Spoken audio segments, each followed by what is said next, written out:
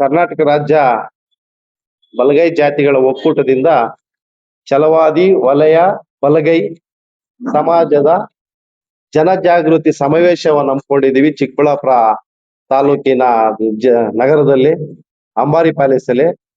ಚಿಕ್ಕಬಳ್ಳಾಪುರದಲ್ಲಿ ನಮ್ಮ ಜನಾಂಗ ಬಹಳಷ್ಟು ಹಿಂದುಳಿದಿದ್ದೀವಿ. ರಾಜಕೀಯವಾಗಿ ಆಗ್ಬೋದು, ಶೈಕ್ಷಣಿಕ ಆಗ್ಬೋದು, ಶಿಕ್ಷಣದಲ್ಲಾಗಿರ್ಬೋದು ಹಿಂದುಳಿದಿರೋದ್ರಿಂದ ಜನರನ್ನ, ನಮ್ಮ ಜನಾಂಗದವನ್ನ ಇವತ್ತು ನಾವು ಜನ ಜಾಗೃತಿಯನ್ನು ಗೊಳಿಸ್ತಾ ಇದ್ದೀವಿ. ಪ್ರತಿಯೊಂದು ಮನೆ ಮನೆಗೂ ಭೇಟಿ ನೀಡಿ ನಮ್ಮ ಜನಗಳ ಕಷ್ಟ ಸುಖಗಳನ್ನ ತಿಳಿದುಕೊಂಡು ನಾವು ಈ ಒಂದು ಕಾರ್ಯಕ್ರಮವನ್ನ ಯಶಸ್ವಿಗೊಳಿಸ್ಬೇಕು ಅಂತೇಳಿ ಎಲ್ಲಾ ನಮ್ಮ ಜನಾಂಗದ ಜನಪ್ರತಿನಿಧಿಗಳಿರ್ಬೋದು ಎಲ್ಲರಲ್ಲೂ ಮನವಿ ಮಾಡಿದೀವಿ. ಹಾಗೇನೆ ಇವತ್ತು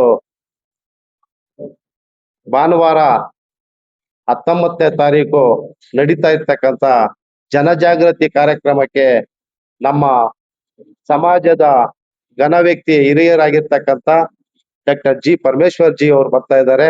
ಹಾಗೇನೆ ನಮ್ಮ ಸಮಾಜದ ನಮ್ಮ ಎಚ್ ಸಿ ಮಹದೇವಪ್ಪ ಅವರು, ನಮ್ಮ ಕಣ್ಮಣಿ ಆಗಿರ್ತಕ್ಕ ಎಚ್ ಸಿ ಮಹದೇವಪ್ಪ ಅವರು ಆಗಮಿಸ್ತಾ ಇದ್ದಾರೆ. ಹಾಗೂ ಅನೇಕ ಹಿರಿಯರು, ನಮ್ಮ ಸಮಾಜದ ಶಾಸಕರು, ಸಂಸದರು ಎಲ್ಲರೂ ಆಗಮಿಸ್ತಾ ಇದ್ದಾರೆ. ಆದ್ರಿಂದ ಇವತ್ತು ಈ ಪ್ರತಿಗೋಷ್ಠಿಯನ್ನು ನಡೆಸ್ತಾ ಇದ್ದೀವಿ. ಬಿಬಿ ರಸ್ತೆಯಲ್ಲಿ ಇರ್ತಕ್ಕಂಥ ಅಂಬಾರಿ ಪ್ಯಾಲೇಸ್ ನಲ್ಲಿ 19/7/26 ಭಾನುವಾರ ಬೆಳಗ್ಗೆ 10 ಗಂಟೆಗೆ ಸರಿಯಾಗಿ ಜನಜಾಗೃತಿ ಮತ್ತು ಸ್ವಾಭಿಮಾನಿ ಸಮಾವೇಶವನ್ನ ಅದ್ದೂರಿಯಾಗಿ ಆಚರಿಸಬೇಕು ಅಂತ ಹೇಳಿ ನಮ್ಮ ಜನಾಂಗದ ಹಿರಿಯರು ಹಾಗೂ ಸಂಘಟನೆ ಬಲಗೈ ಜಾತಿಯ ಒಕ್ಕೂಟ ಸಂಘಟನೆಯವರು ಎಲ್ಲ ಸೇರಿ ಒಂದು ವಿಶೇಷವಾದಂತಹ ಕಾರ್ಯಕ್ರಮ ಮಾಡಬೇಕು.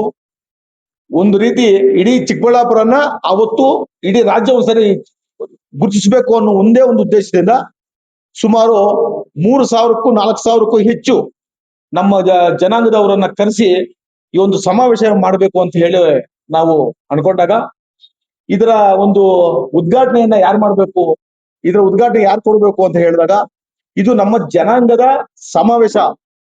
ಹಾಗಾಗಿ ಬೇರೆ ಜನಾಂಗದವ್ರ ಬಗ್ಗೆ ನಾವು ಏನು ಇವರು ಅಣ್ಣ ತಮ್ಮಂದ್ರೆ ಅವರು ಬೇರೆಯವರು. ಹಾಗಾಗಿ ನಮ್ಮ ಡಾಕ್ಟರ್ ಜಿ ಪರಮೇಶ್ವರ್ ಅವರು, ಈಗ ಕರ್ನಾಟಕ ಸರ್ಕಾರದ ಉಪಮುಖ್ಯಮಂತ್ರಿಗಳಾಗಿರ್ತಕ್ಕಂಥ ಡಾಕ್ಟರ್ ಜಿ ಪರಮೇಶ್ವರ್ ಅವರು ಈ ಕಾರ್ಯಕ್ರಮನ ಉದ್ಘಾಟನೆ ಮಾಡಬೇಕು ಅಂತ ಹೇಳಿ ಅವ್ರನ್ನ ಕೇಳ್ಕೊಂಡಾಗ, ಖಂಡಿತವಾಗ್ಲೂ ನಾನು ಈ ಕಾರ್ಯಕ್ರಮಕ್ಕೆ ಬರ್ತೀನಿ, ಬಂದು ಕಾರ್ಯಕ್ರಮವನ್ನ ಸುಸೂತ್ರವಾಗಿ ನಡೆಸೋದಕ್ಕೆ ನಾನು ಸಹಕಾರ ಕೊಡ್ತೀನಿ ಅಂತ ಹೇಳಿದ್ದಾರೆ. ಅದೇ ರೀತಿ ನಮ್ಮ ಜನಾಂಗದ ಮತ್ತೊಬ್ಬ ಹಿರಿಯರು ಆದಂತ ಹಾಗೂ ಮಾಜಿ ಮುಖ್ಯಮಂತ್ರಿಗಳಿಗೆ ಸಿದ್ದರಾಮಯ್ಯನವ್ರಿಗೆ ಬಹಳ ಆತ್ಮೀಯರಾದಂತ ಎಸ್ ಸಿ ಮಹದೇವಪ್ಪನವರು ಸಮಾಜ ಕಲ್ಯಾಣ ಇಲಾಖೆಯಲ್ಲಿ ಬಹಳ ಕೆಲಸವನ್ನ ಮಾಡಿರ್ತಕ್ಕಂಥ ಅನುಭವ ಇರ್ತಕ್ಕಂಥ ಎಸ್ ಸಿ ಮಹದೇವಪ್ಪ ಅವರು ಬರ್ತಾ ಇದ್ದಾರೆ. ಹಾಗೆ ಈ ಕಾರ್ಯಕ್ರಮ ನಡೆಯೋದಕ್ಕೆ ನಮ್ಮ ಈಗೇನು ಕಾರ್ಯಕ್ರಮದ ಅಧ್ಯಕ್ಷತೆ ತಗೊಂಡಿದ್ದಾರೆ ಡಾಕ್ಟರ್ ಟಿ ಶ್ರೀನಿವಾಸಪ್ಪ ಅವರು. ಈಗ ಶ್ರೀನಿವಾಸಪ್ಪ ಅವ್ರ ಬಗ್ಗೆ ಹೇಳ್ಬೇಕು ಅಂದ್ರೆ, ನಮ್ಮ ಜನ ಎಲ್ಲೇ ಆಗ್ಲಿ, ಯಾವುದೇ ಒಂದು ಇಲಾಖೆಯಲ್ಲಾಗ್ಲಿ ಅವರು ಯಾರ ಹತ್ರನೂ ಅಣಚ ಇನ್ನೊಂದು ಮಾಡಿಲ್ಲ. ಅವ್ರ ಕೈಯಿಂದ ಹಾಕಿ ಒಂದು ಸಮಾವೇಶವನ್ನ ತುಂಬಾ ಅದ್ದೂರಿಯಾಗಿ ಮಾಡಬೇಕು ಅಂತ ಇದು ಪ್ರಮುಖ ಪಾತ್ರವನ್ನ ಸೀನಪ್ಪನವರು ವಹಿಸ್ಕೊಂಡಿದ್ದಾರೆ. ಹಾಗಾಗಿ ತಮ್ಮೆಲ್ಲರ ಮುಖಾಂತರ, ನಮ್ಮ ಜನಾಂಗದ ಮುಖಾಂತರ ಸೀನಪ್ಪನವ್ರಿಗೆ ಅಭಿನಂದನೆಗಳನ್ನು ಸಲ್ಲಿಸ್ತೇವೆ. ಹಾಗೆ ನಮ್ಮ ಗೃಹ ಸಚಿವರು ಪ್ರಿಯಾಂಕ ಖರ್ಗೆ ಸಾಹೇಬರು ಬರುವಂತದ್ದಿದೆ.